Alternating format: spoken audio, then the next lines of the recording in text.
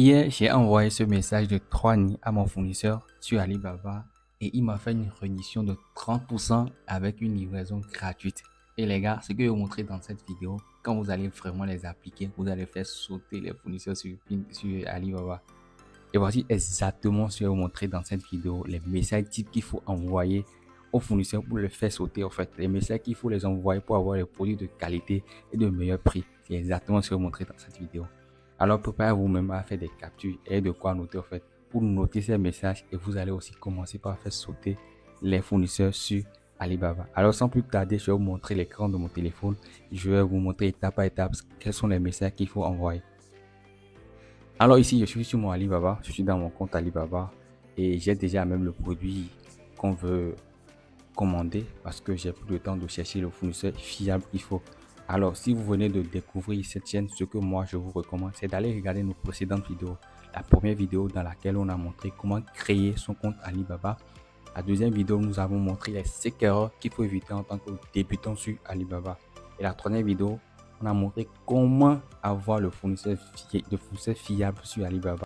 Donc, likez cette vidéo, abonnez-vous et surtout activez la cloche de notification pour ne pas rater nos prochaines vidéos, les gars. Donc, tout ce que vous allez faire, c'est d'aller dans votre favori. J'ai déjà mis le produit dans ma favori. Donc, je vais cliquer ici. Voilà le produit, je vais cliquer sur ça et entrer en discussion avec le fournisseur.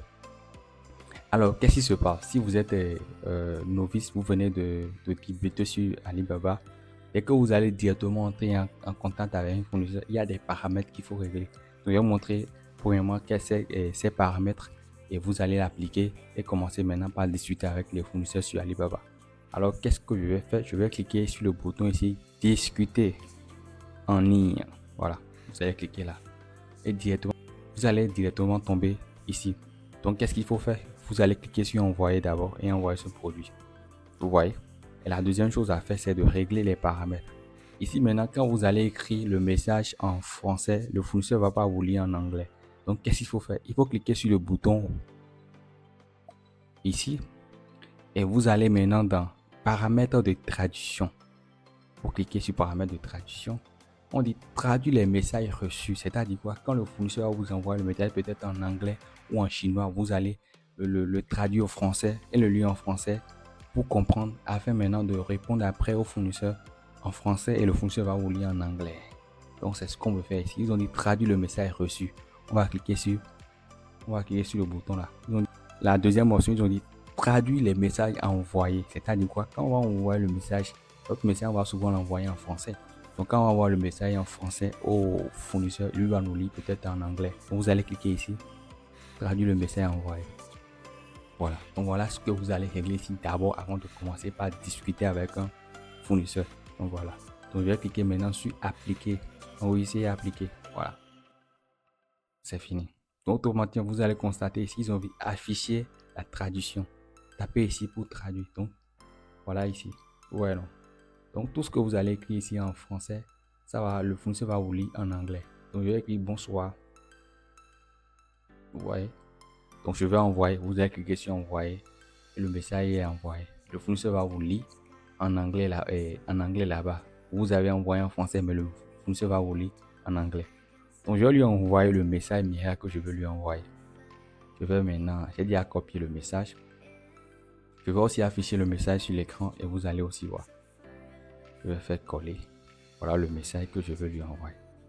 Je dis, je m'appelle Amadou et j'ai une très forte demande de votre produit. De points support en aluminium, téléphone, tablette et PC.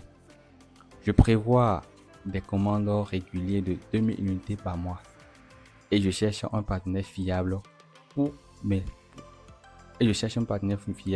approvisionnements sur le long terme. Pouvez-vous me communiquer le poids, le CBM et vos meilleures conditions tarifaires pour un partenariat exclusif? Vous voyez. Et je lui propose et je lui précise après, j'ai déjà un transitaire à Guangzhou pour simplifier la logistique. Et vous allez voir en fait, il va voir que vraiment celui-là veut faire affaire avec moi. Voilà, le message est envoyé en anglais, donc il va lire et me répondre. Donc vous constatez avec moi, en même temps que j'ai envoyé le message au fournisseur, qu'est-ce qu'il a fait? Il m'a répondu automatiquement.